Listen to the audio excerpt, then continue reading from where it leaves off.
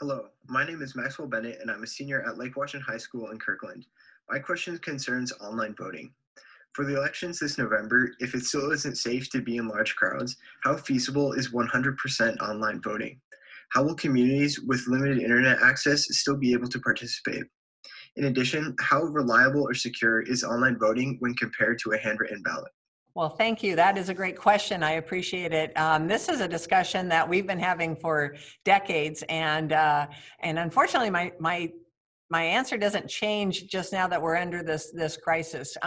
Online voting, as we sit here right now on April 3rd, 2020.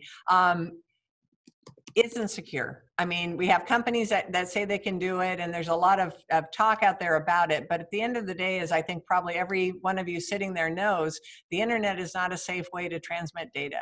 And we can't guarantee that an email attachment doesn't get hacked or changed, let alone someone's ballot. And while billions of dollars go over the internet every day with bank transactions, a bank transaction, you can make the person whole. So if you buy something from Amazon and something goes wrong in that transaction, you can work with Amazon to get it fixed. Or your bank, if your debit card or credit card gets hacked, you can have that be fixed by your bank, because they can take a loss in fraud.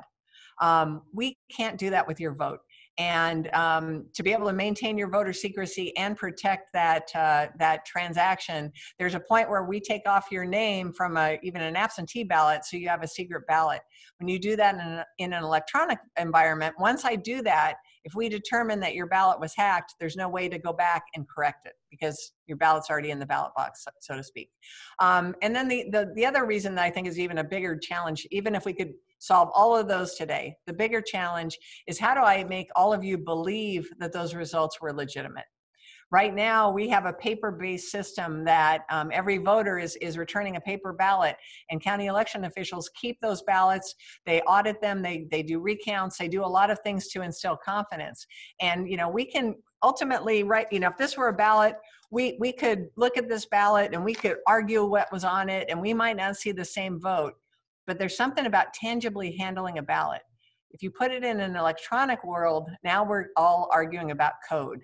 And so it's really hard for me to instill confidence in people with computer code that most people don't understand. So I don't think it's a viable option for this election cycle, especially when you're already getting people casting doubt on our system. I've heard candidates, I've heard office holders who have already started to say that, vote by mail is fraught with fraud, and poll site voting is going to suppress people, and on and on. So it's already started, and we have to do things as election officials to instill your confidence that our election was fair and accurate and secure. So we're gonna keep working to that end, but I don't think online voting is going to happen anytime soon.